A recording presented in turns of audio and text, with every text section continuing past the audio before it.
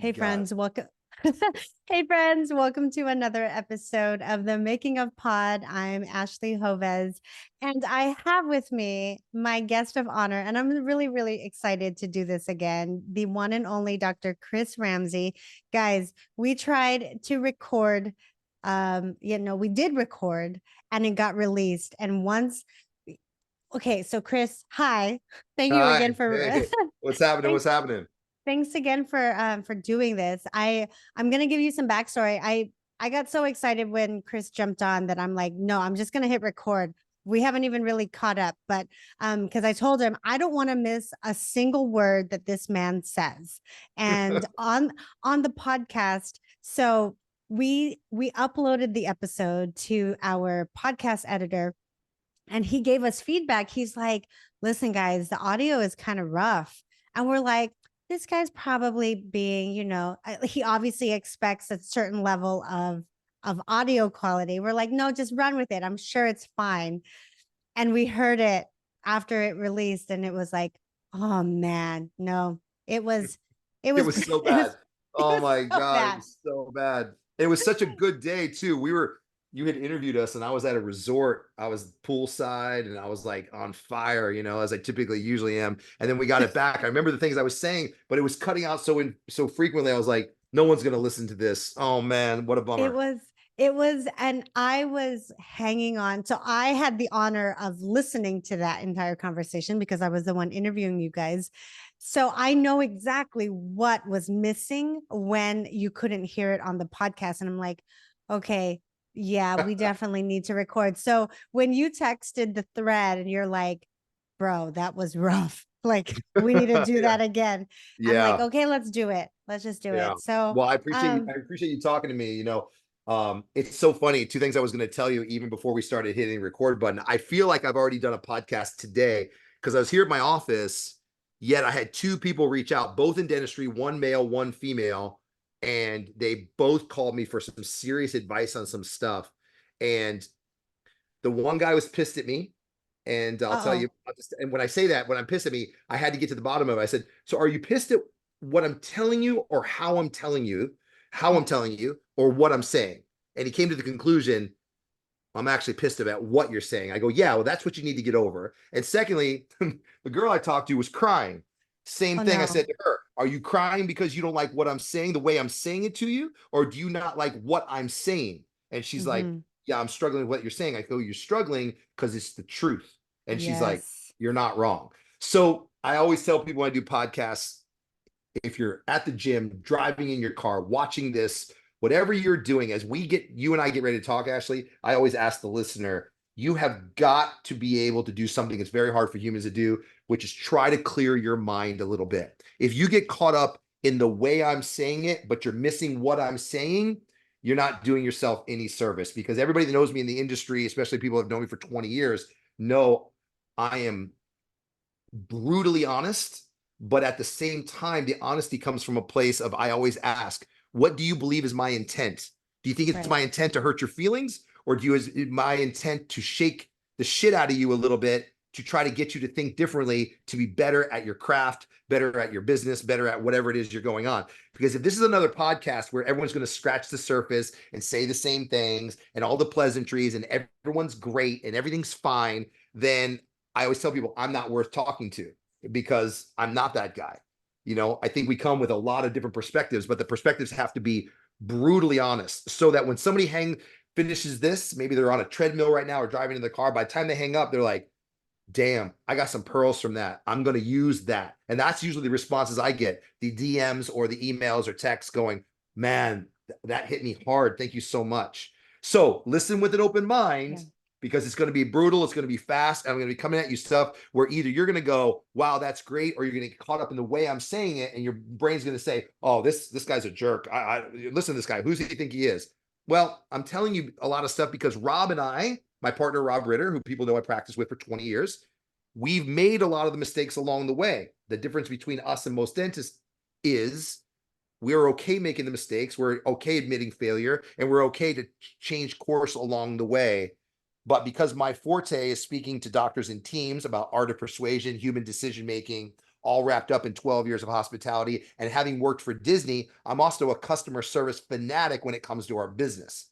So I think most dentists do it incorrectly. I Mhm. can find problems constantly when talking to people because where are dentists learning all this stuff? Usually from either dental school or the people they were mentored by. And the people they were mentored by, let's be honest, a lot of times that was dog shit also.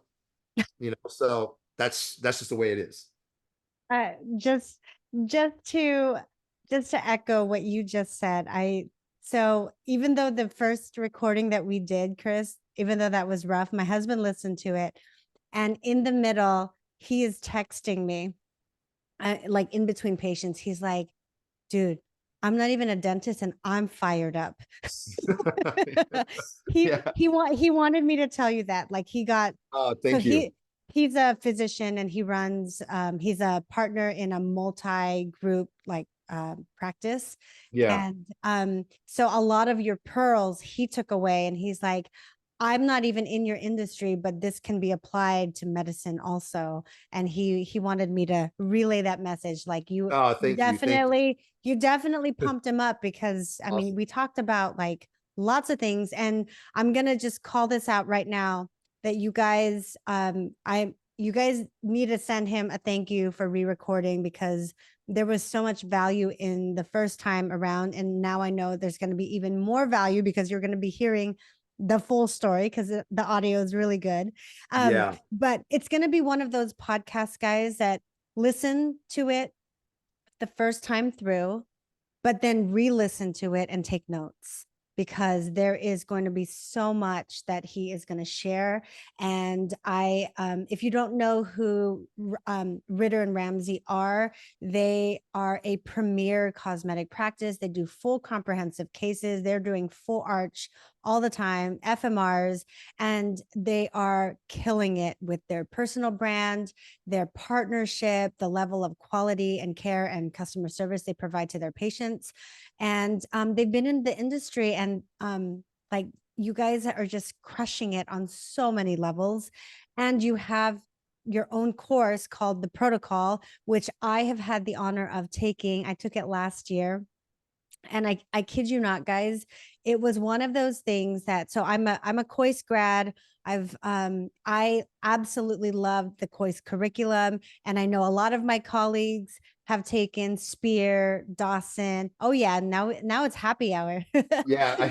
For those of you watching, I don't mean to interrupt you, but I have the No, best assistants in the world. It's the end of the day, end of the week, and we have a full bar here. And my shut assistant up. just brought me my favorite tequila. So I'm at the end of my day. It's almost 5 o'clock here, and I'm done for the week. So while I'm Oh, talking to you, I do better on podcasts with my tequila. I love it. Well, I am cheersing you with my Element electrolyte. I hope they sponsor the podcast. I'll need some electrolytes after this tequila. It's amazing. Okay, so what is your favorite tequila? Ooh, it's one no one's ever heard of. There's an amazing place here in Stuart, Florida, which is 30 minutes north of Jupiter. There's a little place called Sip Tequila, siptequila.com, and they are an importer of amazing tequilas all throughout Mexico. And there's a brand uh, of tequila called Cava, Cava, De, Okay. De, Oro, Oro. If you were to translate that in Spanish, it would be the equivalent of like gold digger, like that would be that thing.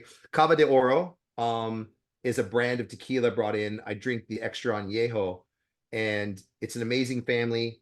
And the brother makes one, and the other brother makes one called Adactivo. They're the same family, both square bottles, but one bottle's square and twisted. Adactivo and Cava de Oro, both extra añejos from Sip Tequila, and it'll change your life. I serve it at every It'll, protocol too. We always have people that like tequila, and then I'm like, all right, I'm going to do it at the end of protocol. When I whip it out, people are like, this is amazing. And I've subsequently had people texting me, I just ordered another case. I just ordered another case. So I didn't mean to interrupt you nice. because you were midstream. No, You've gone to Cois, I, I've gone to Cois, and yeah, we're talking about I protocol. okay, so just bringing it back to protocol since you just mentioned it. So I took protocol, and protocol I think is the course that you have to take in order to merge what you've learned on the clinical side and actually be able to close the case so you Correct. can And do that's the the big dentistry. Yeah, that's the big thing. You know, when we talk to people about protocol, people are like, well, why would I take this over other thing? I said, well, first of all, I love talking to dentists about how do you choose your CE? You Yeah. know, I don't understand.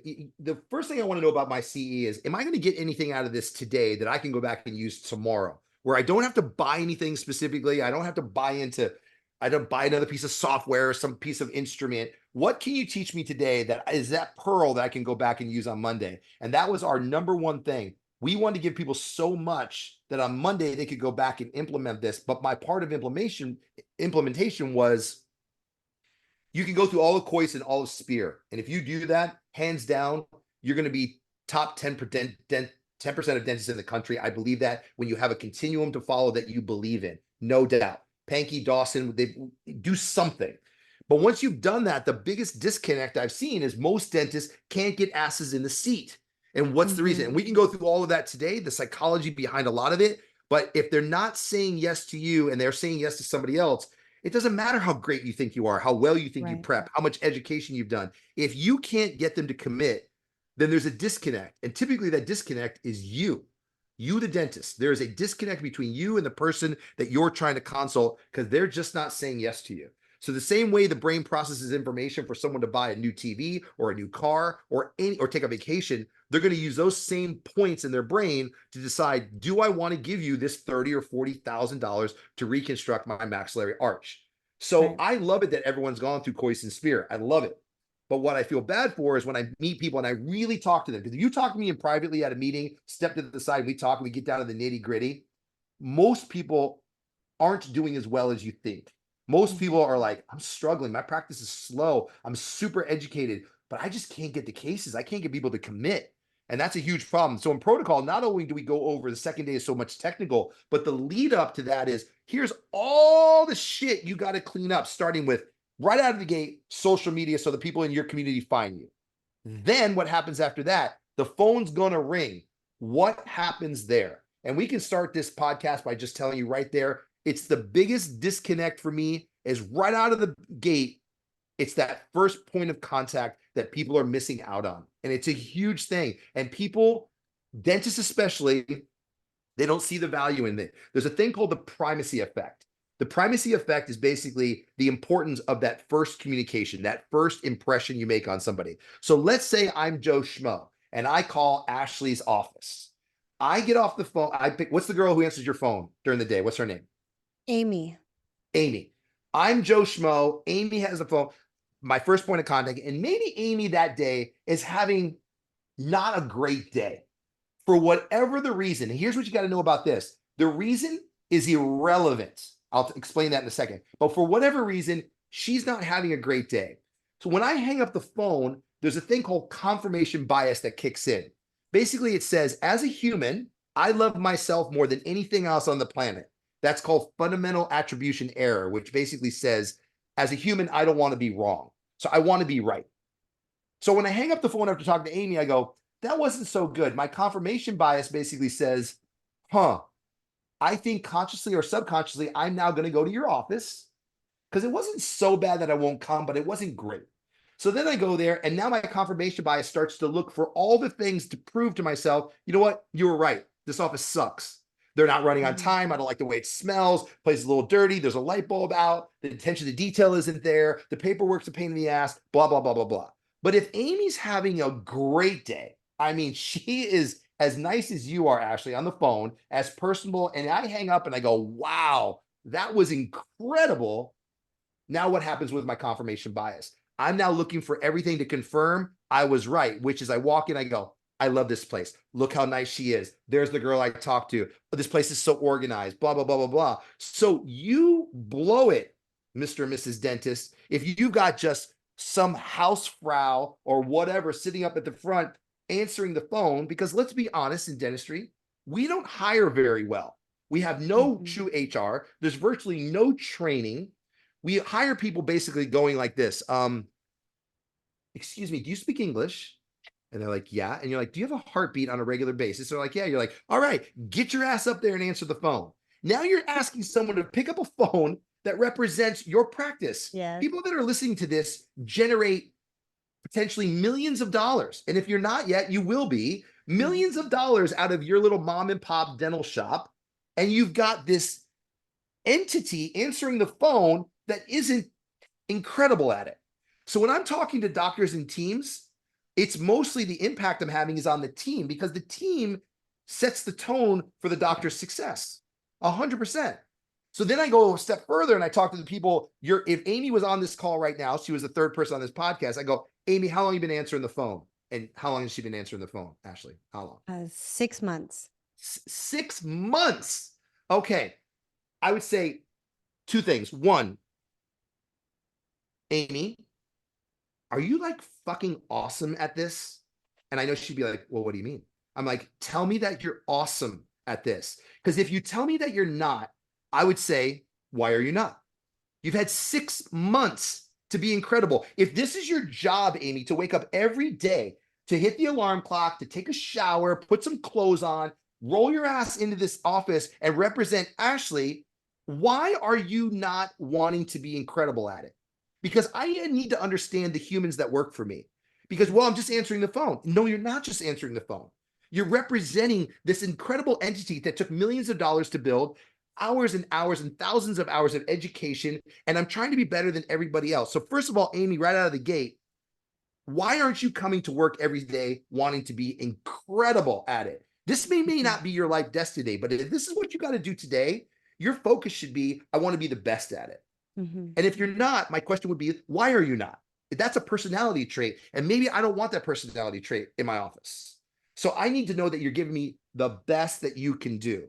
And secondly, the thing I would say is, now that I've told you that, can I guarantee that I'll call you in 6 months from now when you've been there a year and you will be twice as good in a year than you are today? Because if you can't guarantee the answer is yes, I don't know if I want you working for me, love. Now, again, let's stop for a second, Ashley, and remind your listeners, that sounds brutal. It probably, people are going, this guy's an asshole. But here's the thing. I'm not an asshole.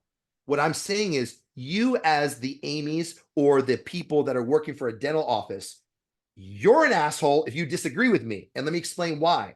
Because Ashley and myself and Ritter and every dentist listening to this have gone to school, gotten into debt, forgot how much we've lost parts of our lives and our stomach lining, and the stress and the crying and the think there's no light at the end of the tunnel, and national boards and then state boards. And then Ritter and I spending $2 million to build our facility.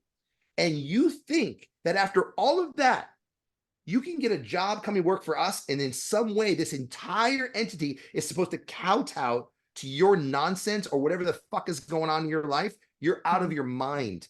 Excuse me if I curse too much. By the way, you can bleep that if Oh necessary. no, we will have an explicit rating on this one. Okay, You can all right, curse perfect. away. So I'm very passionate about that, because if you work for a dentist and you're listening to this, or the team member or the dentist is smart enough to listen to this and say, you know what, I need my team to listen to this. The teams need to know, you got to be out of your mind to think that we are going to alter our existence and our goals and our importance of what we do here based on the whims of whether you broke up with your boyfriend or you fought with your husband or your dog died. The reason I said something about Amy not having a good day is because it's irrelevant. I tell people all this all the time. Team members, you got to listen to this. You are on stage between 8 and 5 or whatever hours you're working. No one gives a shit about your life and what's going on between 8 and 5. I don't care if your dog died. I don't care. I don't care. Now, I will tell you at 5 o'clock, the girl who just brought me the tequila and everybody that works for me knows at 5 o'clock, I'll stay here till 10 o'clock, as I have done. Numerous stories in this practice about me fixing other people's personal problems because they know I love them. But between 8 and 5, it's a show. So when people go, hey, how's your life going? I'm like, great, living the dream. Always. That's the standard answer, because no one really gives a shit if you're having a bad day. Because if I'm asking a patient to give me $30,000 or $40,000, do you think the girl next to me, I want them seeing her little red eyes? Oh, I broke up with my boyfriend. I'm like, well, you only dated him because he had nice abs, you idiot. I mean, you make bad choices as it is, and now I'm supposed to adjust my existence to your bad choices? No. Between 8 and 5, you come prepared, you look good, you're ready to put on the show. And between 8 and 5, I worked for Disney. Go to Disney, Ashley, and find me a person not having an amazing day. I don't give a shit whether they're serving you a Coke, dancing. I used to dance 6 nights a week for them in the Electric Light Parade. I danced for them. and I was character trained to be goofy. It didn't matter what my job was. Everybody at Disney, especially somebody's right now, it's 4:52 at the Magic Kingdom. Someone's being taken care of by a Disney employee, and every single one of those employees are having a great day. It doesn't matter what's going on in your personal life. And team members need to get over this. And the leaders, the dentists, need to be okay with that, saying, listen, your personal shit needs to be left in the staff lounge and not on your phone and not monkeying around. We need to do this better than everybody else in our community. And this all started, this conversation started between you and I, because we started talking about the protocol. Patients come to see you. They're not coming from afar. Your biggest concern as a dentist needs to be 5 to 7 miles around your practice. That's it. I don't care how good Ashley is as a dentist. Don't care. My patients aren't coming to you, and yours aren't coming to me. I don't need to compete with everybody I see on Instagram. I don't give a shit what anybody's doing.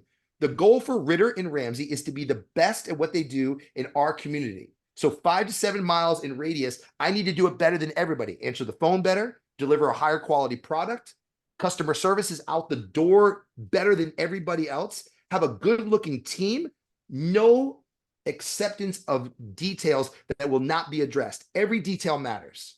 And that's what I care about. And that's how we run this practice. And if you're not waking up every day excited to come in to do that, then be okay being mediocre. But what's it say to you about a person who wakes up every day, who goes, you know what? I'm going to go into the practice again, and I'm just going to half-ass it all day. I'm just going to give it bottom of the barrel, whatever it takes to get by. Whether you're the dentist or the team member, something's wrong with you. Like you need professional fucking help, because that's not normal for you to function. You should be getting up every day going, I need to be the best at my craft. I need to go in and I need to kick ass today. I need to do it better than the guy across the street. So when someone comes in for a consult, they know there's no better place to be than here. Did you know, Ashley, that Rob and I are the most expensive people in Northern Palm Beach County for cosmetics? By design, on purpose. And our acceptance rate is through the roof. And it's not because we prep well. Nobody knows about our COIS or SPEAR education. No one gives a shit about that. They come in here, and everyone in our town is somewhere between $1,400 and $1,800. And all of a sudden, I present a case, it's $3,000 a unit, and someone's like, whoa, what the hell's going on here? They're so far out of the norm. But this place is amazing. It looks good. It runs good. Look at all the girls. Every girl in here has on sneakers. They all match. Everybody's on point. Everybody's having a great day. Everyone is smiling. The show is happening. You're inside the dome of illusion. And this is what I want to get dentists to understand. You want to run your place like a mom and pop. You want to wake up every day and just be another dentist on another street. That is your right. I feel bad for you, though, if that's your goal. I really do. You're going to get to be my age, 55, and look back and go, that was a life that was very unimpactful. You'd be like, yes, you're helping grandma out with her broken amalgam. Good for you. Someone's got to do it, but I'm not doing it. I want to have massive impact in my community, meaning we are the go-to guys. I don't want to be a dentist. I want to be the dentist. There's a huge difference in that. It has to be your mindset, both as an employee and as a dentist, but it starts with the dentist. If the dentist can't come in and be the best version of themselves every day, but what's funny is we'll talk about this, and then the dentists think these rules don't apply to them, which is even crazier. They'll come in, want all this from their employees, say, yeah, do that. Then they come in, they had a fight with their wife of 28 years, and now they expect everyone to tiptoe. Ooh, the doctor's in a bad mood today. You hear about doctors throwing instruments. You hear about doctors doing. I'm telling you, if I ever met a guy, I heard he was the one to throw instruments, I'd be like, why don't we step outside and let me throw something at you? Just to see how it feels, because you're an asshole.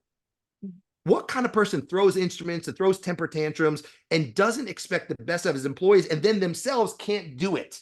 So it drives me crazy. Dentistry is in a really weird state right now. And if people are taking offense to what I'm saying, take offense to it. But I got news for you. You'll live a mediocre life the entire time, and you'll be a 60-year-old dentist, miserable, beat up by your wife, beat up by your staff, beat up by your clients. It's a miserable existence if you don't take control and say, this is what I want for myself. I want to be the best in my community, both in service and in product, period. And I take no compromises. I I want to riff on so many things that you just talked about. Like, I can speak from experience. Well, Okay, so I went into the Facebook group and I basically just asked, like, on a scale from 1 to 5, with 5 being a team of all stars, what would you rate your team now? And I would say the average is 3, myself included. Like, I have team members that, I mean, we've had an ad out on Indeed and all of the career um, websites, and the level of applicant that we are getting back, I don't know what it is. Like, are all the good people really just so hard to find? Are they all taken? Because Well, now I'll we tell you when it comes to hiring, I will tell you. So we have a girl here who we hired 1 year ago. Okay. Everybody with that's been with Ritter Ramsey have been here a long time. Our two assistants, 18 years each with me and Ritter. Front desk has been 19 years, 24 years. People don't leave. If people leave, it's because they're moving or they self-terminate, but by weird little things. But we don't have much turnover at all, which by the way, our patients really like because they really yeah. know everybody. But more importantly, our most recent hire, who is just kicking ass, her name is Issa, and Issa is a great employee. She was in other businesses, but I knew her as my waitress from a restaurant I used to go to. And I would watch her work, and I'm like, how does this girl take an order of 12 people, not write it down, on point, super personable? Always, I just loved her personality. So dentists are looking for people that want to fill out an application and be like, well, I've been a dental assistant or a hygienist, or whatever for X amount of years. I'm like, no, we need to start looking for people from other industries. You can teach them the dentistry, but I can't teach these people how to be great at customer service. I mean, I can, but if you already see it in somebody, that's the more important part. The more important part is that we hire these people now that are amazing in other industries, and now we teach them dentistry. So she's now learning dentistry, and inside this year, she's kicking ass. She's kicking ass. And the great thing about her is I feel good because now we've taught her a skill set. If she moves to Arizona, she'll be an amazing assistant for somebody, right? But as long as she's here, she's going to continue to get better and better and better. But what she was already good at was the things that she got from other industries, hence the hospitality industry, was that she can memorize a lot, she can be on point, she knows what it's like to be nice to people even when they're assholes back to you. She's good like that. Then she learns the nuances of what Ritter and Ramsey want, and here we have a Mhm. star employee. So sometimes the next time you're out eating somewhere and you're talking to a waitress or you're talking to somebody that's making you a drink or making you a coffee, and you're like, damn, these people are amazing, it doesn't hurt to ask. If you're Yeah. willing to train them in the dentistry, you may find somebody for life that's amazing. Speaking of training, since Yeah. you've had experience at Disney, what does the Disney training program look like? So it's an amazing thing when you get hired at Disney, as soon as you're officially hired, which my thing was a 3-day audition, almost like you see on America's Got Talent. You have the number across here and you're just getting eliminated and eliminated and eliminated. I was oblivious to what was going on. And then all of a sudden they're like, all right, you made it. And I'm like, I don't even know what that means. They're like, oh, you're going to be a male attendant. You're going to be dancing in the electric light parade at night. I'm like, sweet. So what happens is when you get hired, doesn't matter whether you're a janitor serving soda or you get hired as a dancer or whatever, you go through there's a huge building right off of I-4 in Orlando, and you can see it. It says casting, really big casting. That's the general area where everybody goes to get your IDs. But you go through 2 full days of basically Disney Kool-Aid. You're drinking the Kool-Aid. And it's super fun because they indoctrinate you into the history of Disney. It's funny, they make little tests like all the seven dwarfs, and it's, you would think it's dumb, but by the time you're done, no matter what you're doing, you come out of there and you're like, oh my God, I love this place. This is Oh. amazing. I will work for $10 an hour, stay living with my parents till I'm 60, but I never want to work anywhere else. So there's a little bit of almost feels like brainwashing, but I will tell you the place is amazing. Amazing in the sense that they have a mantra. But understand, when you work for Disney, they are developing a culture of what they expect from you, both in the way you look, the way you speak, the way you sound, the way you hold yourself. And mostly from the moment you clock in till you clock out, you are part of the Disney illusion. The mentality for them is they opened in 1972, I believe. The experience tonight. So tonight is the 13th. Tonight there will be a parade.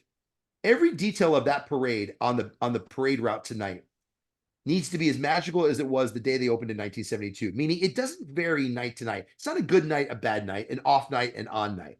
It's perfect every night. So I wore 2 battery packs when I danced. I had an upper and lower outfit that was full of lights, thousands of bulbs everywhere that lit me up to be on parade route. There was literally a person who went out before I went on parade route, and she had a little mechanism that if any one bulb was out, they would remove it and stick a new one in, so that literally every light bulb, attention to detail, because the experience needed to be perfect. It wasn't like, well, that's just one light bulb, it's fine on him, no one's going to notice. Disney doesn't operate like that because they need to do it better than everybody else. If dentists would do that, you'd have a much better practice. Give you an example. Next time a dentist is super, super, super busy, they should take their gloves off real quick, go out to the lobby, use the excuse that you want to say hi to somebody. Sit down. Hey, Mrs. Jones, what's going on? Sit down and look at what's going on. Look at where everyone's seated. Look at what they see when it's busy. I was out in my own lobby one time about 2 years ago. I looked up and I was like, oh my God, is that a dragonfly? I think there was like a little dead dragonfly, like in one of the light sockets, you know, with light mechanisms. It's like, damn it. I noticed a couple bulbs out in my little Ralph Lauren chandelier. Like, as soon as the day was over, I was on the ladder switching all that out. But most dentists, I will tell you, they get into this thing of, oh, that doesn't matter. That's not important. You know, they get other people to agree with them. Yeah, no one really notices that. And it's a downhill cycle from there. You can't die leaving details unaddressed. That's a famous line from Picasso. What are you willing to do today? If you die today, what detail is okay being left undone? And the point is, no detail. Everything matters. The reason my team, I made a comment about, they all have the same on sneakers, is because one day we all wear black. I'm wearing, as you can see, I'm in black from today. We're in our office meeting, morning huddle, and we're all doing our thing. And the girls are talking, and I'm looking around, and all of a sudden I interrupt everybody. I go, holy shit. You guys, this looks terrible. Because what happened? The mantra was everybody wears black. Then over time, this girl's wearing black yoga pants. This one's got black scrubs. This one's got, is that like black denim? Like, what are you wearing exactly?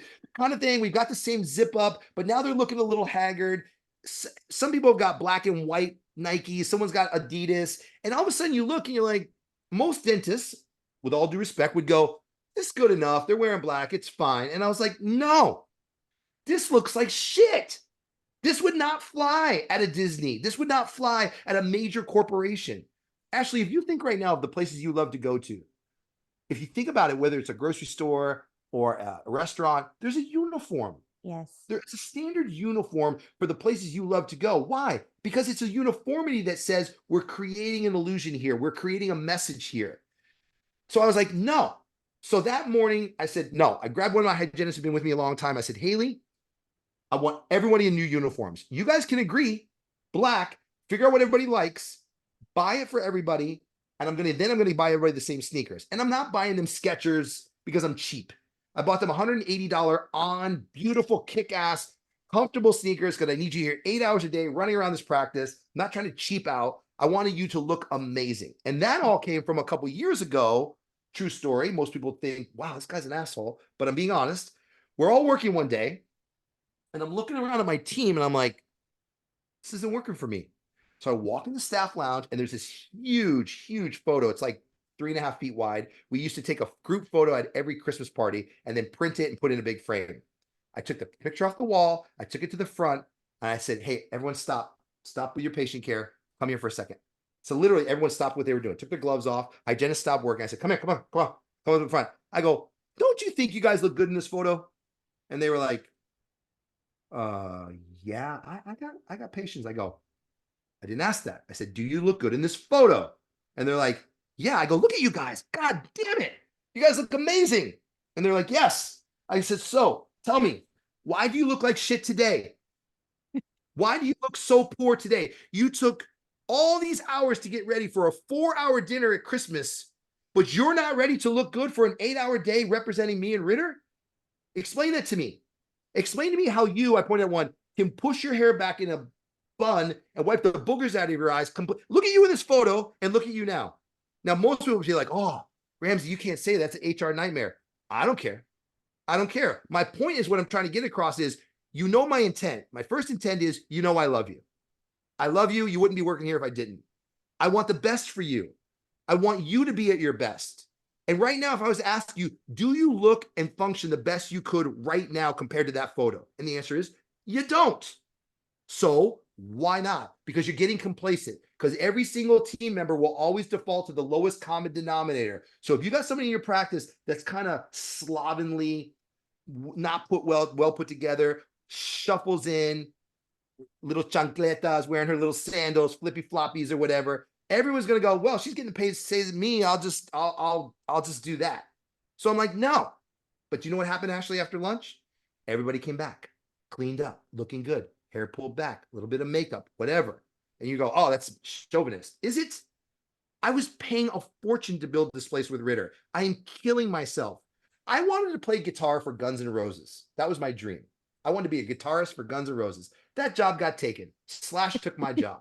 But now he's the guitarist for Guns N' Roses, and I am not. So I go, what would be a second cool job? I guess I'll be a dentist. So here I am. Now I'm a dentist. I will not take any shit that does not conform to the vision I have to be the best in my community at what I do. If that offends you, don't work for me. If that offends you, don't come see me as a client. But when people walk through the door of Ritter and Ramsey, trust me when I tell you, they see it. Every detail is accounted for. Nothing is missed. Nothing. And if you're a dentist listening to this and you're like, well, it's really not that important, something's wrong with you. The person I talked to today, by the way, I told you I started by telling you that the dude was pissed at me. Mm-hmm.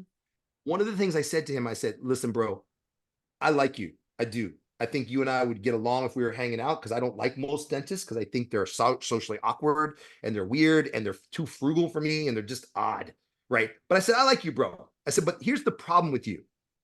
I know you. So here's the thing with you. You went to high school, you live with mommy and daddy. Then you went to college, you went to a nice, cushy college, you know, with a name, won't say where. That was all paid for. Then you went to dental school, and that was all paid for. You came out, you had no debt. Your first job, literally first job, was being a dentist. So the problem with you, bro, is you're fucking soft. You're too soft. You're too cushy. You got no calluses from real life. You didn't have to fucking work. You don't know what it's like to grind. So you can't relate to your employees who probably hate your guts. I go, because a lot of them are living check to check. You have no concept of what that's like. You have no concept of what it's like to work hard. Dentists go, oh, I work so hard. I go, no, you don't. Tell me about your day. So they tell me, I go, hold on. Before you finish, were you working in the air conditioning today? They're like, yeah. I'm like, do you take a little lunch? They're like, yeah. I'm like, were you done around 5? Right? You do a little thing. And they go, yeah. I go, that's not working hard. I'm in Florida. You know who's working hard? The guy on the other side of the glass, cutting those bushes for 15, 20 bucks an hour in 100-degree heat, working 12 hours a day. That's working hard. When I didn't have any money and I'm working in the restaurant business, in the hospitality industry for 12 years, and I'm trying to make tips and I'm working, that's working hard, man. Your employers are killing themselves for you. I go, and you're a douche. That's the problem with you, man, because you don't know what it's like. You have no concept. Your first car was brand new, a 7 Series BMW your mommy and daddy bought you when you graduated. Everybody hates you, bro. Everybody hates you. You have no idea what it's like to grind and to be a hard worker. So your attention is all about yourself. You're too focused on yourself, as opposed to, let me build out this amazing team and my team will uplift the entire practice. That's why he got mad at me. So I was like, I don't give a shit if you're mad. You're too soft. You're too soft. Hopefully he'll hear this episode and he can relive that conversation again. He'll probably text me and be like, you're an asshole. I'm like, well, listen, bro, I'm just being honest with you. My staff loves me. Your staff hates you. So you're not willing to even fix the things I'm talking to you about. That's the funny thing. As people listen to this podcast, I picture somebody right now driving, right? And they're like, what the hell is with this guy? I've heard of Chris Ramsey, but I didn't realize he was so bananas. But here's the thing. I always tell people, and I've said this for 24 years, tell me I'm wrong. Tell me what I'm saying is wrong. Tell me that it's not a better practice if you can create the illusion that everything's great, that your patients have this amazing experience, that when people say yes to you and you get this enormously astronomical fee for providing a service that, quite frankly, They believe they can get across the street for cheaper, but they still choose you. Do you know how good that feels? You're not going to experience that if you're not willing to listen to what I'm saying right now. No Mhm. one's coming to you because your chamfer margin on number 18 is so phenomenal. Read the book, How to Win Friends and Influence People, Dale Carnegie, written in 1937. Over 30 million copies of that book have been sold. Right out of the gate, they tell you 15% is your technical ability, 85% is social engineering. You're a way that you deal with everyday humans, no matter what business you're in.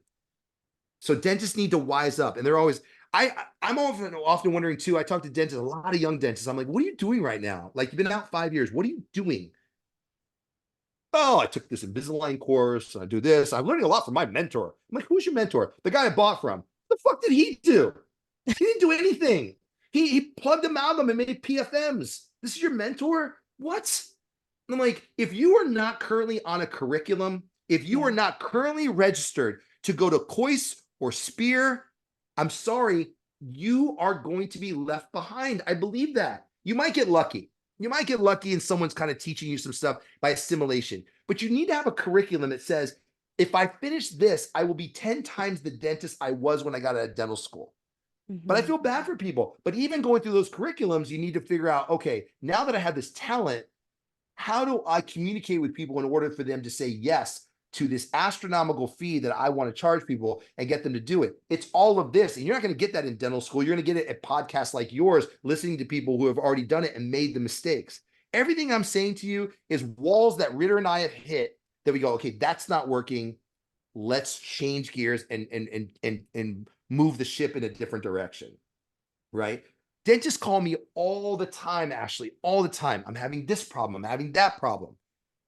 But recently, somebody said, I'm having this problem. I go, yo, didn't we talk about this like a year Mhm. ago? And they were like, yeah. I'm like, okay. So you're telling me you're still having the same problem. I go, okay, when you talked to me about it the first time, let me ask you a question. What did you do to change it? Because you're bitching about the same shit you bitched about a year ago. And here's the thing you got to know, whether you're in a personal or professional relationship, sympathy dies over time. You got a problem right now, you want to reach out to me, you want me to help you fix it, I'll help you fix it. No, but if you're still bitching about this a year from now and you haven't done anything on your own to fix it, no one cares. No one's going to feel Mhm. sad for you. Oh, I'm taking this terrible insurance. Okay, great. What have you done to fix it?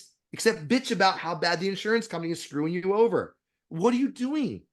What are you doing? You're not doing anything. So if you're not doing anything, nobody wants to hear it, man. Nobody wants to hear it. So dentistry is in a really weird state right now where, God, I mean, all these young dentists, I'm going to buy like 5 practices, roll them up, sell them to a big DSO. I'm big pimping it. I'm like, you can barely prep a crown well. You're trying to tell me how you're going to buy 4 or 5 practices. You suck as a dentist. So maybe you should do that because you suck at your craft. You've done nothing to better yourself beyond dental school. You've done nothing. What are you doing? I ask dentists all the time, tell me what you're doing to be better today than you were yesterday. And most people can't answer that question. I'll ask you that in your personal life, not you, Ashley, but I'm going to ask people, what are you doing today to be better today than you were yesterday? Watching YouTube videos? You taking a master class? What are you doing? And most dentists will tell you, I'm just going to work every day, bitching about this PPO that I have to take, hoping that it gets better in 5 years. It's not, dude. It's going to get worse. Do something. Get off your ass. Wake up. That's what this podcast is about. Ashley's Mhm. podcast today is about me shaking the shit out of you to say, wake up, man. I need the better version of you, or don't. You guys better be awake by now.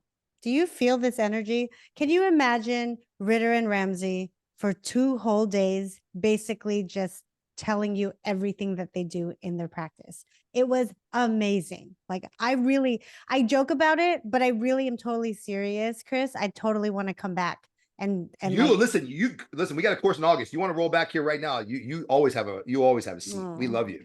You were great. well, Because the people that come, what's famous? The people that come to the protocol, what people don't realize about protocol is we do it in small group learning. 14 seats. The reason we do 14 seats is because I need to get to know you. I don't want to do 50, 100 people because then I'm not really getting to know anybody. I need to go to you. Remember we all went to dinner? Remember that big yeah. ass bougie dinner? I take you to 1000 North. Michael Jordan owns part of the restaurant. I'm a member there.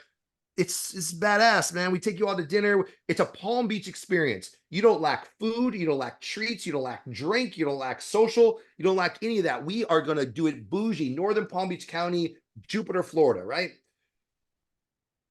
The thing about it is we want to get to know you, because then we get to really understand what makes you guys tick. We got 14 members here. We give you every form. We address every problem. We go over everything, and we try to get you to understand. I do a whole section on the art of the consult. People don't even realize there's a science. It took me about 5 years of true lit research, put it together. I'm presenting on a scientific way how to do a consult. So when you're in a consult with me, you think it's just Chris Ramsey banter, but there is a psychological reason, as you experience, you remember, of what I say. Remember this, where I sit, where I stand, the distance between you and me, what I'm showing you on before and afters, why I'm showing it to you, how I create defaults so you fall into one of 3 defaults, right? So you almost kind of diagnose yourself, blah, blah, blah, blah, blah. There's an art. Most dentists listening to this right now, their consult is you walk in, hi, Mr. Jones, what brings you here today? And then they start taking you down some rabbit hole that you don't want to go down. And then you find yourself, oh, and then I got this 2 days ago from somebody. I was like, dude, I'm gonna fucking strangle you if you're another dentist asking me this question. If you're listening to this podcast right now, there's a couple of things that need to stop. There's 2 things that dentists need to stop saying. They're completely irrelevant of each other, but I'm gonna tell you what they are. The first thing is you got to stop asking dentists who are having some sort of success, i.e., me and Ritter. You got to stop asking us, what if the patient can't afford it? I'm like, that's not a thing. That's not a thing. If I want to, I drive a Tesla. Me and Rod have Teslas. But if I want to drive a $450,000 Rolls Royce Ghost, and I roll over to the Rolls Royce dealership, and the guy goes, it's $450,000. I go, oh, I can't really afford that. Do you think the guy's going to go, well, let's figure out a way that you can't afford it, so that I can get you into this Rolls Royce? He's going to be like, okay, you can't afford it. That's fine. But these people, I got good friends of mine all over the country, like, whoa, what if you do the patient can't afford it? What you're missing is the simple fact, and this is a deeper discussion for another podcast. If they have taken time out of their day to come to a consult, drive there, fill out all your shitty paperwork, go in the back, let you do what you have to, and they're actually talking to you, it's 90% there. They're just, give me a reason to say no. And the dentist is like, oh, I'll give you 1,000 reasons to say no. Let me screw up this consult. So patients kind of have a general idea of what's going to happen. They may be surprised by the cost, but my partner Ritter said something great recently. He goes, tell me anything that you go nowadays and you look into that's not more than you expected. It's just the world we live in right now. Everything's more. I was going to book a hotel. Damn, it's more than I expected. I'm going to buy a new car. Damn, it's more than I expected. So everything's more right now. But this whole, what if you can't afford it? Dentists then go, oh, what I learned from my shitty mentor was, let me now compromise my care, come up with some cockamamie idea of how I can do something I don't want to do to get you into this box of now I can't afford it. If you say to me, I can't afford it, I'll be like, I need to see all your bank statements. They're like, what? Show me all your bank statements. Prove to me you can't afford it. Because the truth of the matter is, when someone says they can't afford it, that's just basically saying, I don't know if I trust you. I don't know if I see the value in this. I'm not sure if you're the person I want to engage for this treatment. Because I got people from all walks of life. We've got people that are loaded. We've got celebrities. We've got amazing athletes. We've got all the stuff that people like to brag about on Instagram, but we're the only ones who don't take pictures with our clients, right? So we got all these great people, and I got cops and teachers too. If they want it and they've consulted for it and it's something that's really important to them, they'll figure out a way. And if they can't, okay, you can't. Stay. I always tell them, stay here in the practice, get your teeth cleaned. I love having you here. I don't give a shit. But this whole, what do you do if they can't afford it? If they can't afford it, they can't afford it. It's just the way it is. The second thing I want to tell dentists to stop saying, or whatever, the other second point I wanted to make was, dentists, if you're young right now, and I say young, meaning 10 years out, you got to stop saying the term, I do veneers. That's like saying I take shits. Like, everybody does that. Like, I don't understand why you keep going on to people, I do veneers. I do veneers. That doesn't say anything. That says you're an ignoramus, because anybody can do veneers. It's a weekend course, right? Go take a course from all the gurus who are teaching you how to do veneers. You want to sound educated when you're talking to people? Hey, I design smiles. I balance the lower third and middle third of the face. I do these things. I do dental plastics to make people look a little bit more youthful. You sound a little bit more Ooh, I educated. like that. I'm gonna Yeah, start but saying that. yeah, I do veneers. Don't say that. You sound, all of us who've been practicing for a while, we look at you like we're Michael Jordan, and a guy goes, "Hey, I'm really good at free throws," and you're like, "Dude, what are you talking about? What are you saying? You're not saying anything, dude. Stop saying that." I do veneers. Even when my own clients go, am I, if you want to do this work, is this veneers? I go, does it matter? And they go, well, I thought veneers were. I go, what do you think of veneers? I go, because what's interesting about veneers is if I ask 10 dentists what a veneer is, there's a certain point in the question, I can get all of them to start arguing. So if I said to Mhm. you, Ashley, don't answer, but just think about what you would say. If your listeners are driving right now, I say to a dentist, if I put a little bit of porcelain right on the front of your tooth, what do you call that? They'll say a veneer. I go, okay, we all agree? Yeah. Okay, if I go through the contacts, what do you call that? I still call it a veneer. Okay, now I wrap it over the incisal ledge, but I leave the cingulum. So I've gone through the contacts over the cingulum, but I left the cingulum of number 8. People go, oh, I still call that a veneer. And then someone else goes, no, I call that a 3/4 crown. Then some old timer goes, well, we call that a 7/8 jacket. I'm like, okay. And then dentists start arguing. Yeah. So my thing is, I tell when patients say, is it veneer? I go, I tell you what, here's what you need to do. You need to know that I will provide you porcelain bonded restorations. Each tooth is its own entity. Each tooth will be wrapped in porcelain to give you what you want aesthetically, but what I need functionally. So the porcelain wrapped around one tooth may be more or less than the other. But in the end, you want a certain result cosmetically, and I need a certain result functionally. Because when I'm done with your case, Mrs. Jones, I mean this is the utmost respect. I really don't want to see you, except for cleanings. If you walk back through that door with a problem or a concern, it's a waste of time for you. It's a waste of time for me. And people start getting unhappy really quick. So don't worry about whether it's a veneer or a crown or whatever, because in the end, you won't know the difference. All you want is a result. And I Mhm. do want to provide a smile for you that has you coming through the door, but not your teeth first. So I know what you're going to say to me, Mrs. Jones. I don't want big white chiclets and I want my teeth to look natural because that's what everybody says. Of course, that's what I want to provide for you. But you won't know what that looks like until you have the experience of going through the preparation phase, the design phase, and going through amazing temporaries with us because we're going to walk you through this. So I always tell dentists too, if you're still being enamored by all the stuff you see on Instagram by some of my celebrity buddies, whom I love, who are doing these cases in 24 hours, 48 hours, you're going to miss the joy of really designing cases for people that mean something. You want to slap a bunch of white shit on people and have them be run out the door and think that's going to last, then you're kidding yourself. Walking people through beautiful temporaries, designing temporaries, doing some color try-ins, doing the things necessary. And why do I mention all this? This is what the protocol is about. The protocol is Mhm. about not just designing the case and getting the patient to say yes to you with your absorbent fees, but now how do you design it in a way that says, hey, this is going to work? This is why we show everybody when you look at a case, you'd swear, oh, that's just a couple teeth. But when you look at it, you quickly realize, oh, that's a lot more teeth. The protocol gets dentists to start looking at these cases and going, oh, this is an arch of dentistry, and I can justify it for this reason. We have Mhm. so many arches in our community, but do you know how many people we come that are coming back with issues? Virtually zero. I joke about it all the time. My phone never rings on the weekend. Never. I'm not coming back in to patch that little thing when because every dentist is going to patch something for a friend.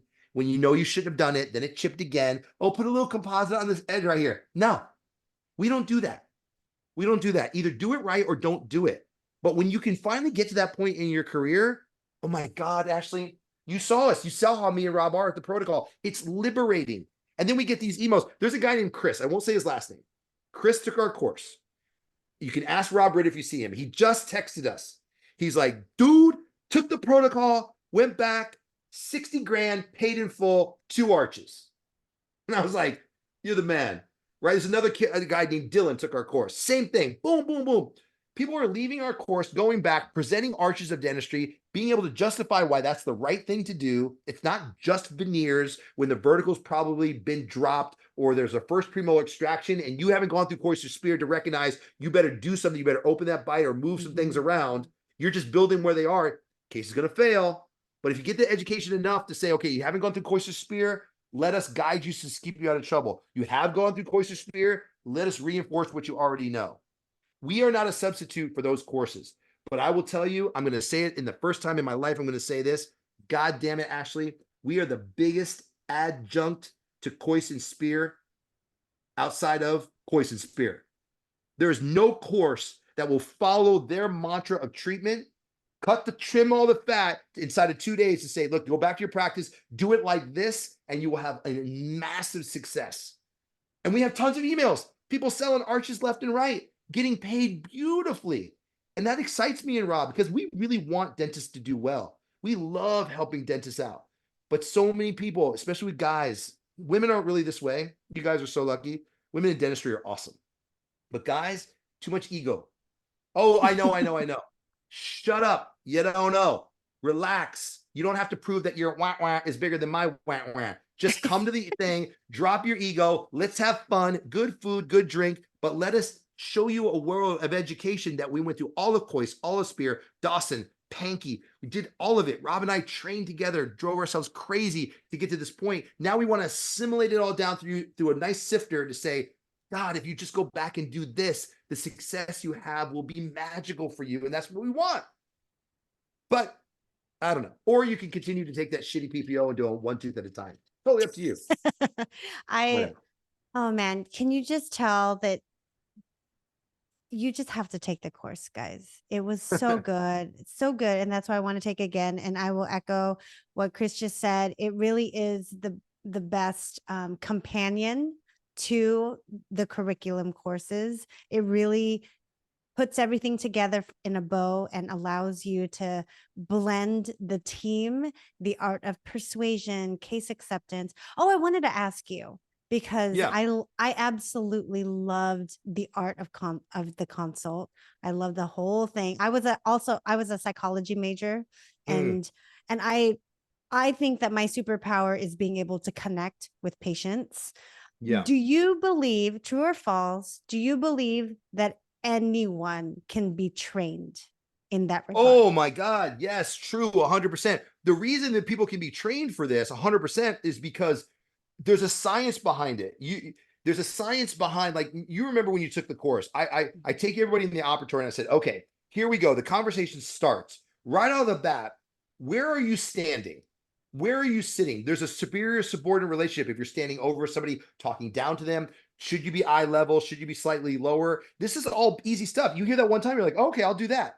But it subconsciously affects people differently. And see, this is what's interesting. When I do my own independent lectures and I do the team building ones, the one thing that dentists love is that every time I've got a slide up, I'm making a point right on the bottom, typical in dentistry, is you see the reference.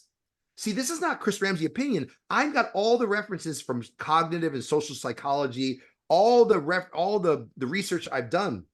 So the point is, anybody can learn this, and you learn this very quickly. The stuff is very easy. Like, oh, this, like, for instance, I'll give you a free giveaway.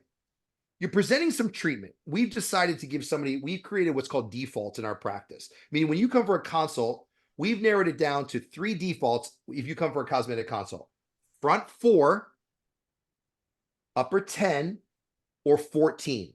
That's your options. And we show you before and afters of each one of those scenarios. So we quickly, by the time we get to those defaults, people understand why we're not just going to do 2 over here. We talk about bilateral symmetry that the human brain has noticed from the age of 2. I give you that reference. Everyone's looking for symmetry. So we'll address the front 4, which is not a smile design. That's a smile enhancement. Or we do the upper 10, or we do 14. Now, of course, keep in mind, we put a little asterisk. 14 can be 12 and 10 can be 8, right? But that's our point. So our defaults in this practice are 4, 10, 14. There's so much going Not on. canine to canine. No, please. God damn. If anybody gets anything out of this podcast, don't offer the front 6. When you do 6 and anybody in your community hears that you did 6, everybody in your community laughs at you and goes, officially Dr. So-and-so who did 6 literally knows nothing about cosmetic dentistry. Because no one does that. It's called the social 6. We make fun of you because if people are watching this, that's 6 right there. Yeah, right there. That's 6 teeth right there. No one smiles like this, Ashley. No one smiles like that. So that's not a thing. You can't ignore the buccal quarter and the color and the full smile. Most people show back to their second premolar. So that's, yeah. If you're doing 6, great, good for you. You're probably making some production numbers, but you officially have announced to the world and all your peers in your community, I know nothing about cosmetic dentistry, yet I'm fooling myself. But with that said, we fall into 3 defaults. But the thing I teach in the course is when you already look at somebody and you know which one they are, of the 3 defaults, the one you present to them is the one you present last. So when you're going over your defaults, you say, oh, I know this person is just an upper 10 case. So that's what I'm going to show them last. Why? Because that's a thing called the recency effect. Subject matter that's presented to you last, you have a much bigger retention rate for. So you ask the question, can this be learned? Everything I'm telling you is shown in our course or my independent lecture when I do it. If you just went back and changed those things, first point of contact, what it means, the primacy effect, presenting treatment when you know you want them to do something, that's the one you present last. All these little things, the things rooted in science, it absolutely changes the direction of your acceptance rate for the better.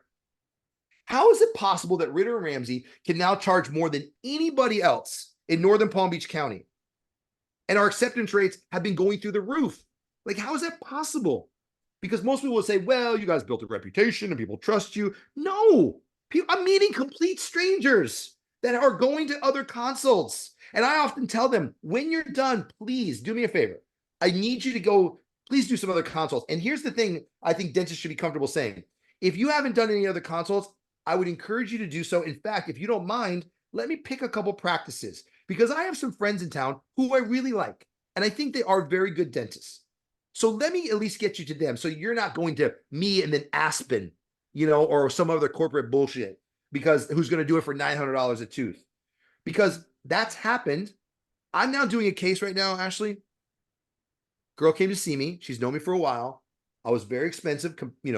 She's like, oh, that's a lot. I go, it is. She went somewhere else. The case got screwed up.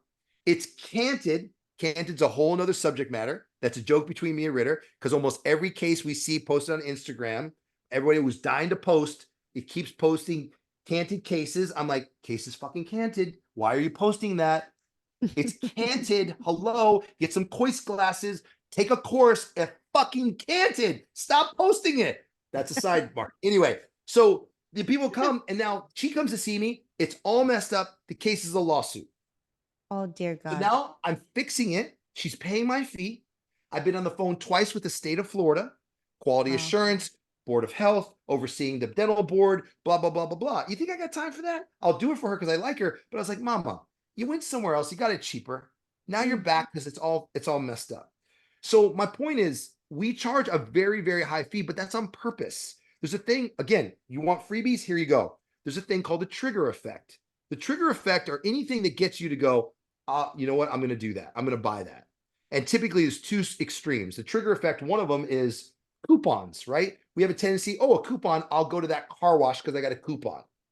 Or the trigger effect can be, holy shitballs, that is so expensive. Whew, how can I get that? Right? Because why do women buy? Look, I'm a big shopper. Everyone that knows me, I'm very in touch with my feminine side. Shoes, belts, watches. I bought many bags. I love me some shopping. I'm going to leave here. I'm going to go shopping. So with that said, I am down with some Louis Vuitton, little Hermes, little Chanel. I'm down with it. I love it. I love designer sneakers. I love all that shit. But with that said, why would you spend, you can see my hands in this podcast, right? You can get a bag about this big, leather, 2 straps, 1 zipper, 1 internal zipper, leather bag. I can go to Michael Kors, maybe $600. Go to Louis Vuitton, $4,600. Go across to Chanel, $9,600. Go to Hermes, $22,600 for a Birkin. Still same size bag, 2 straps. So it's label, and the trigger effect is, if it's expensive, it must be good. So all you dentists listening to this podcast right now, I know where you're at. You're doing what every other dentist under the sun has done. You're doing this little thing, this little dance. And the dance is this. You love telling your patients, oh, we're not the most expensive, we're not the cheapest, we're right in the middle because blah, blah, blah, blah, blah. And you're doing that. You ready for this? Drum roll. Brrr. You're doing that because you're chicken shit. You're doing it out of fear. Because the day I came to Ritter and I go, hey, man, I'm tired of this shit, man. We're doing it way better than everybody else. Our education combined is light years above everybody in our area. And if anybody in my area is listening to this, I don't give a shit. You know it's true. I always say, you take your top 5 cases and your credentials, come lay them down on the table next to mine. I'll beat 99% of everybody in my town. Your credentials and your top 5 cases will not hold up against ours. Is that arrogant? No, it's just reality. We've overeducated ourselves beyond belief. So with that said, I came to Ritter and I go, no, I'm done.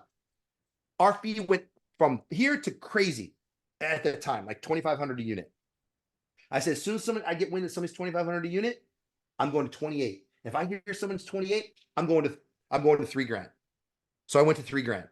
And then recently I charged somebody more than that just because the case is complex. And he was like, yeah, I'm in. I'm like, okay, so why is someone saying $3,000 to me and somebody across the street $1,700 and they say no? It's not, you're missing the point as a dentist. Get out of your comfort zone. Stop operating out of fear. If you believe you're good and you got an amazing team, great practice, when in doubt, raise your fees. I have a saying in one personally and one professionally. Professionally, it's when in doubt, raise your fees. Most dentists don't raise their fees because they're scared. They don't want to raise their hygiene fee, not $2, because they think the whole world's going to implode and everyone's going to run and leave. Every time we raise it, no one runs. No, there's no end of the business. It's fine. Secondly, my personal statement is when in doubt, take a shower. That's my other thing is, when in doubt, shower 3 times a day, but some of you stink. So when in doubt, take a shower. When in doubt, charge more. It's okay. It's okay to charge more. Most dentists right now will agree. They believe they're not being paid what they're worth. Mm-hmm. Most dentists will agree with that. If I say, are you being paid for what you believe you're worth? Most dentists will say no. I go, okay, great.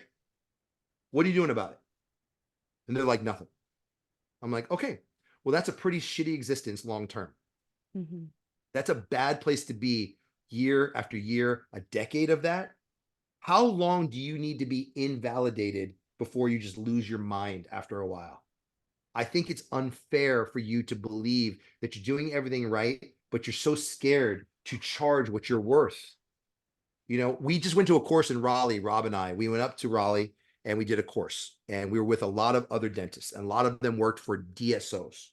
And they were talking to us. Once they got to know us, they were talking to us. Then the people that were lecturing introduced us. They're like, hey, we have some VIPs. And it's always nice. I feel a little uncomfortable. I don't really want to stand out. You don't have to say that about me. I just want to meld into the rest of the group. But they kind of over introduced me and Rob, and it was very nice. So a lot of them talked to us, and we had a really nice time. But some people were putting some stuff up for us to look at on the board, and they were putting their daily schedules. And we looked and we nudged each other. We're like, look at this. Here we have a dentist, and we saw it. They're getting paid $51 for hygiene. Mm-hmm. $51. Okay, I'm going to go to dinner. My wife's out of town. I'm going to go to dinner tonight. I'm going to spend more than $51 on a meal that I'm going to crap out in 2 days. So the truth of the matter is $51, that was your goal. You were a dentist. You went through all of this. You're in debt. And it was your goal to take an insurance that pays you $51. That's such an insult to you and the profession, but you accept it and you take it year after year after year. I really feel bad for people, Ashley. I do. I can feel their pain because $51, they got an employee that's costing them $50. So in that hygiene appointment, you're losing money. Yeah. So then what happens to your ethics? The dentist listening to this, someone's driving right now, listening to this podcast, and they're like, oh shit, I'm doing that because you're taking $51. So what happens? Now you start to get the new patient. Everyone's a deep cleaning. Everyone's a scaling and root planing. Everyone has to be lied to. Everyone has to be overdiagnosed. And you do it once and you're like, I feel kind of bad. But by the 100th time, you don't give a shit. You rob your first bank, you vomit. You rob your 20th bank, you're buying money counters to count the money because you can't spend it fast enough. So I feel bad for people caught in this loop. You have to sacrifice your ethics. You have to sacrifice your existence as a human to start staying in this profession and you're not doing the things you envision you could be. Everybody watching your podcast right now has the potential, if they want, to be incredible at their craft. It's right there for you to take it. Get on a continuum, take your courses, figure out what courses are going to allow you to be better, to raise your fees, be good at your craft. You can create your own destiny. If this profession, you get to the end of it and it's not what you wanted, it's only you to blame. Only you. You're going to die going, wow, that sucked. And that's your fault. Yeah. You're the one who took the $51 cleaning for 20 years. And then people were telling me, they were telling us, me and Rob, they're like, yeah, we have a lot of patients who come to us and say, I just come here for the free cleaning. If you said that to me, I'd kick your ass out of this practice so fast, you wouldn't know what the hell happened. You're not coming to me because I'm free. I'm not that guy. And you shouldn't be that guy or girl either if you're listening to that podcast. Value yourself more. Jesus. This can't be your destiny to take this shitty insurance, work for some corporate place. That can't be what you set out to do when you told your mom and dad, I want to be a dentist, and they were so happy for you. Yeah, I'm going to work for a really shitty insurance company and take really low fees and be bottom of the barrel and sacrifice my ethics. It's not what we wanted to do. I want to be the best at what I do, the best. I want to look around and go, no one can do this shit better than me. And you may go, well, that's kind of dumb. No, it's not. Because by me, I mean in my area. I'm never going to be a John Coyce. I'm not going to be a superior educator with an institute that has changed the lives of hundreds of dentists. John Coyce and Dean Coyce, Frank Spear, Greg Kinzer, these are amazing individuals, man. Like, these guys have something that allows them to teach in a way that you can see that fire in their eye that say, now, have they made millions of dollars doing it? Absolutely. And we should be so happy for them. I think that they probably made more money. They'll never be able to spend it. But I love that about them because they did it differently. They said, we can offer you this. And people said, yes, I want that. And for the people who said, yes, I want that, we should be saying bravo to you for wanting that, to say, I'm going to go through your continuum because I want to head in that direction. I want to be fantastic. And I'm okay to pay you $10,000 to take a course for a week in your continuum. And that's okay. We shouldn't slight these people for making millions of dollars making our profession better. But what I slight people for is the people who are trying to make millions of dollars who are doing it shittily, who are over-diagnosing, giving bullshit diagnosis, not doing it correctly. And my buddy Dean once said to me, he goes, why do you care so much, man? Don't worry about it. Just worry about yourself. I said, well, I do love this profession. I do love it. And I don't want to see dentists sacrificing their ethics and their personalities and becoming shittier people because of this profession is driving them towards that, because they don't have a gateway to say your life could be better. Let's get you back on track. Right. So I don't know. I'm very passionate about this profession. I can't tell. You've been pretty bland this entire interview. I'm sorry. Everyone's going to hang up. They're going to be like, this guy's an asshole. I'm not listening to this podcast. Absolutely not. I think I absolutely love your honesty, and you're basically speaking out on the things that we think. And I hope so. Do you remember that you asked me a question one time? Do you remember you asked me one question? You said, hey, can I ask you a couple questions? I said, yeah. And you said, hey, people want to know, can I be profitable taking a PPO? You remember you said that? Yes. The one thing I want people to know before this podcast ends is, if you ever see me at a meeting, you ever want to pick me or Ritter's brain, I always tell people, if you're going to ask me a question, the questions have to be from the heart, in the sense of, don't ask me questions to make yourself feel better about the choices you've made. Ask a question that has no agenda attached to it. So when you ask me the question, can people be profitable taking a PPO? I'm the kind of guy that if I think that wasn't a dumb question, by the way, but if I think you're asking me a dumb question, I'll say, can you repeat that? Because I often make people repeat things so they can hear how stupid they sound. So I ask you to repeat it, or I'll answer your question with a question. So I remember you asked me that one time. People wanted to ask you, hey, Ramsey, can I be profitable taking a PPO? I go, well, the question doesn't make sense, because the question needs to be answered correctly. Can I be profitable? Let's say you make $1 million in your practice and you take home $100,000. So by definition, you were profitable. You made 10%. Congratulations. That sucks as a dentist. Say you want to produce $1 million, but you want to run tight at 60% overhead general dentistry, and you took home $400,000. That also is profitable. Congratulations. That's much better. So the answer is, can you be profitable? Yes, but that's not really what you're asking. The question should be, hey, can I take PPOs and still make 30 cents for every dollar? I'd be like, probably not. Because what people don't realize, as you sacrifice yourself for PPOs for long periods of time, all the money comes off the top. It's all removed from your profit. Your overhead doesn't change. Your employee costs don't change. All of that doesn't change. So where's the sacrifice come from? It comes from your profit. So these are the type of questions that people ever want to ask us questions. We want to give you the best answers. We want to tell you, because make no mistake about it, Rob and I did take those at one point, but we knew that our journey was not to stay on them long term. We had to get a machine moving. And then once we did, how do we get past all of this? So don't kid yourself listening to this, that we never lived in this world. We did. We just had both the team backup and the wherewithal on how to transition out of that into the practice we are today. Everybody can do that. Don't tell me, oh, you don't understand where I live. It's my practice is different. That's another cop-out answer that dentists get trained to say, oh, my practice is unique. My practice is different. You don't understand my practice here in Bloomberg, whatever, or I'm in Madison, wherever. They'll say, oh, you don't know. Yes, I do know, because the one thing I've studied out, unlike every other dentist, is human nature. I've been studying that for over a decade. That's why I do my lectures on decision-making, arts of persuasion, how people think. It doesn't matter where you live. Humans are humans. We process information. Our brains work all pretty much the same. So I want dentists to understand, you ever see us and you want to ask us questions, I'm going to answer your question, but don't expect it to be a quick answer. I'm going to give you a down and dirty answer that in turn, coming full circle, will either make you cry like the girl today or get pissed like the guy that was today. But when you leave that conversation, you'll be like, he wasn't wrong. He wasn't wrong. The last podcast that we did, it was so good, and it cut out the other true or false question that I asked you. Do you remember what it was? Oh, no, hit me. Okay, true or false? The secret to a highly motivated, engaged team is a good bonus system. Oh, yes, that's right. That's right. Yes. Okay. Oh my God, that's right. I do remember that. And okay, ready? Here we go. If Let's everyone go. is at the tail end of this, maybe you're pulling up and you're thinking, I'm home now, but I don't want to stop listening to this. I'm sitting in my driveway, or I'm on that last 5 minutes of the treadmill, whatever they're doing. You need to listen to this.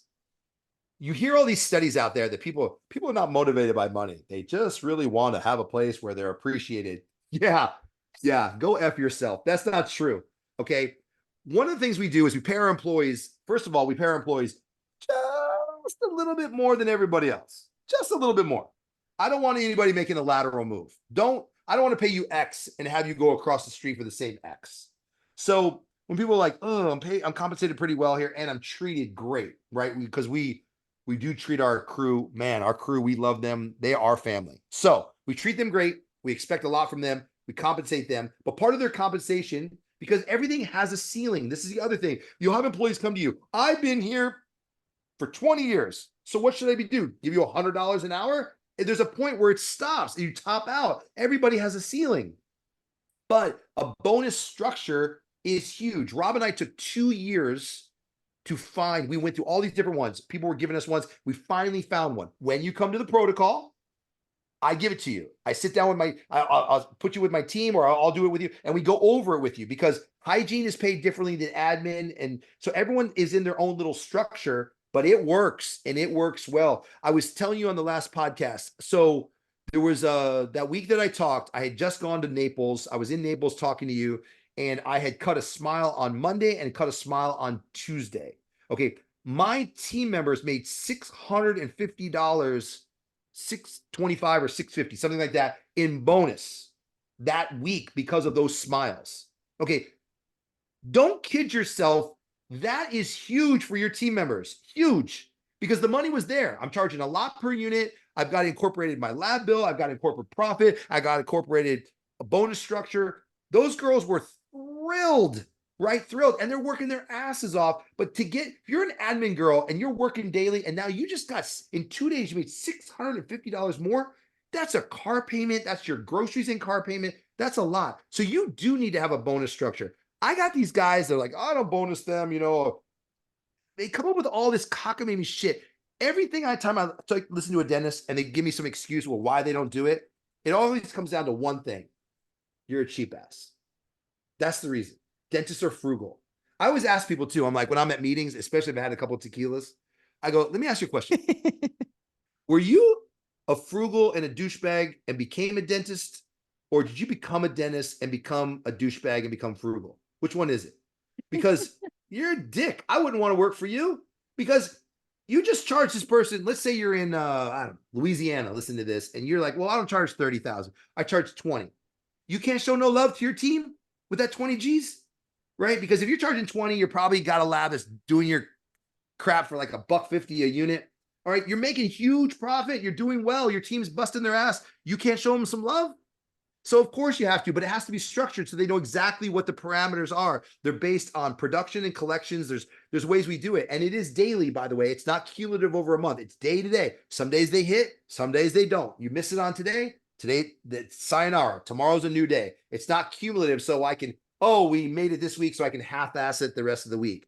But we have a great bonus structure. The team loves it. We love it. Keeps everybody motivated. So that means my hygiene, there are certain days my hygienist can make anywhere between 45 and $60 an hour. Now, if you're in Chicago, you're listening to this, you may say, well, my hygienist already makes 55 an hour. All I'm saying is whatever their base salary is, they can make $5, $8, $10, $12 more per hour based on a bonus structure. So of course they're motivated, but our motivation is not linked to bullshit, meaning there's no overdiagnosing at Red or Ramsey. We're very conservative. There's not finding shit that's not there. There's not a soft tissue program where you're overdiagnosing more scaling root planing than that they really need. I feel bad for people if you're caught in that thing. It's just so unethical to me, this overdiagnosing and bullshit that dentists pull on people.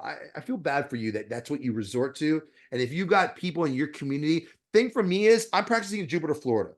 I grew up in Jupiter, Florida. My mom lives right up the street here, same house for 43 years. I went to high school right up the road here. This is home for me. I'm going to die here. I raised my family here. My reputation in this community amongst my peers and amongst my people is very important to me. So what do I want them to know? Quality work, very conservative, not pushy, no sales technique. We went to this course in Raleigh and they were role playing. They were doing this thing with role playing. And they actually asked me right on the spot, hey, what do you guys, do you want to do this? And I was like, no.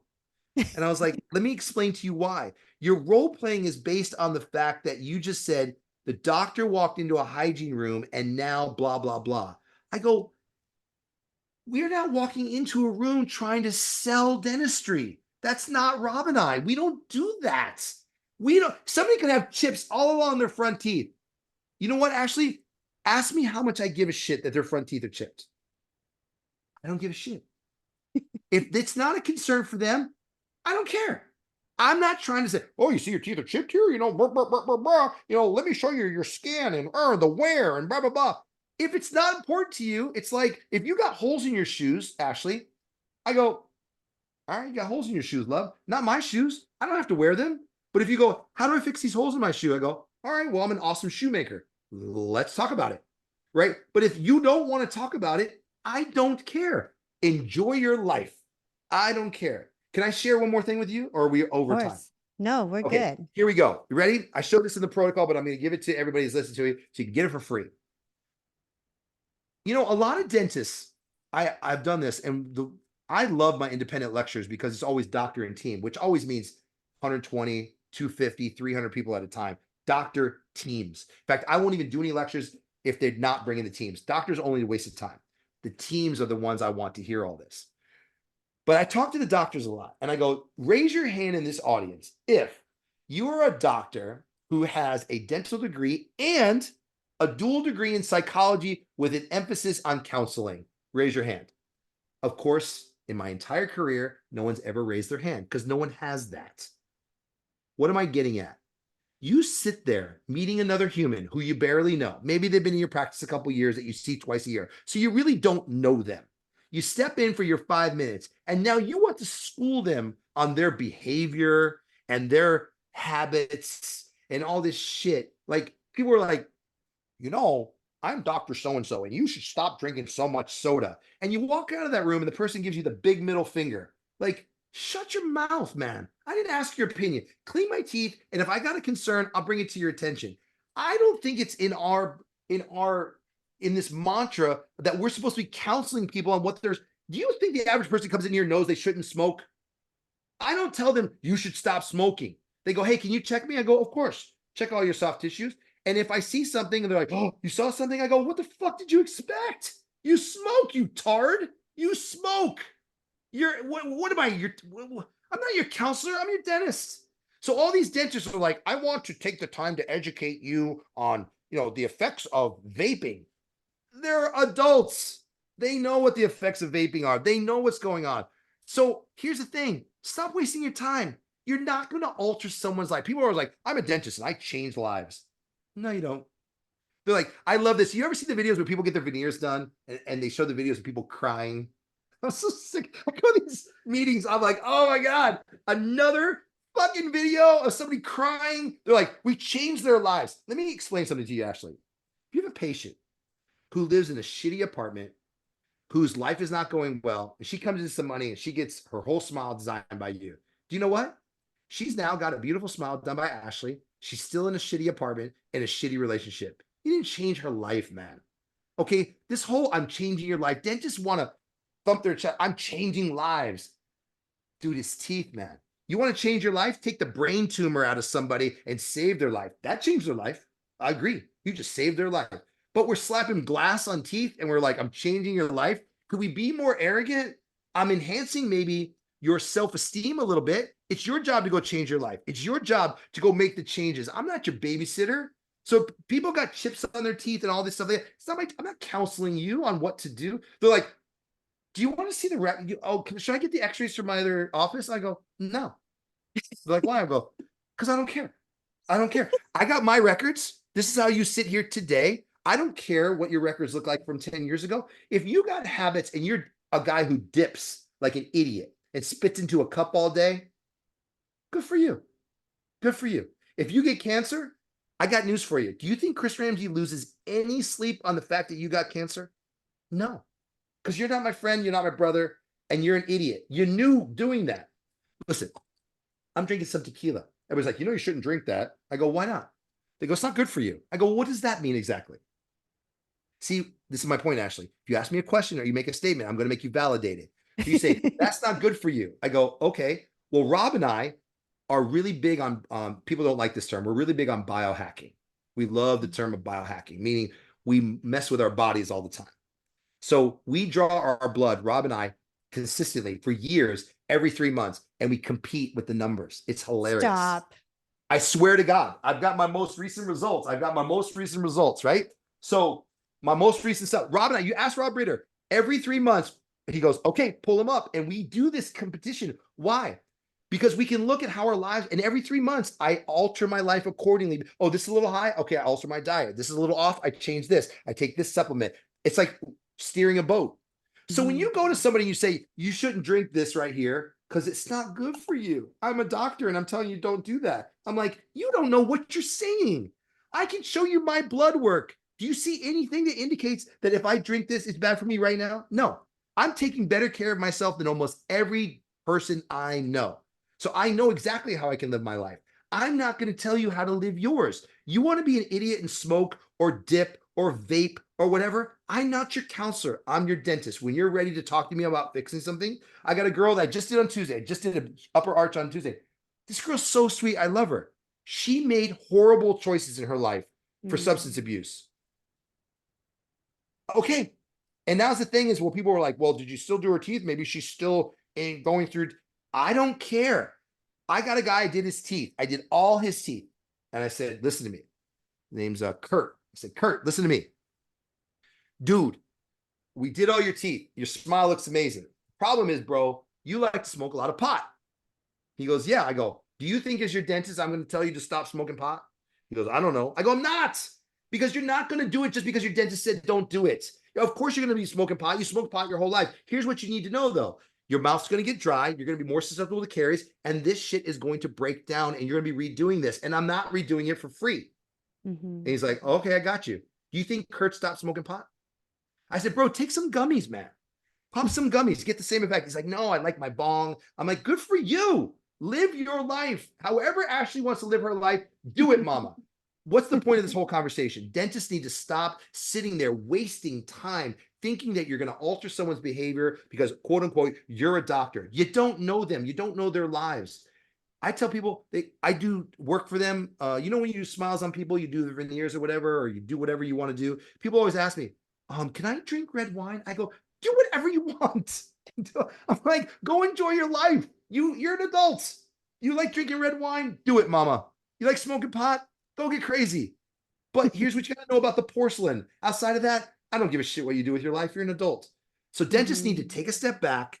You're not altering people's lives. You're not as important as you think you are. You're important to your family and your team. You need to grow your business, be ethical, try to be the best dentist you can be, both at your craft and for the people that are working for you.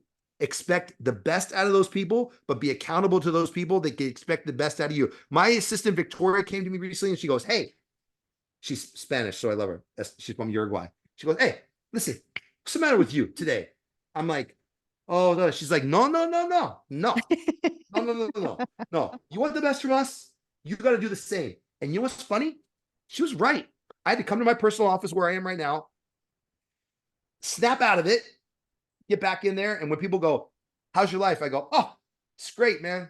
I'm like a cat. Throw me off a roof. I'll always land on my feet. I always joke. I always got some thing. But is that true? It's not. But we owe it to the people that we serve in our community to be the best at what we can. Every day they see you. When people ask me how my life is going, it doesn't matter. It's always going great. It's always going great. And they're always like, you guys are always in such a good mood here. Yes. What I don't tell them is, yeah, because we owe that to you. You're spending $150 to get your teeth clean, 30, 40 grand to get your teeth done, implant dentistry, whatever. We need you to come and go and experience Ritter Ramsey or experience Ashley or experience this. We owe this to these people because I'm going to be dead in, I don't know, 30 years, probably be dead.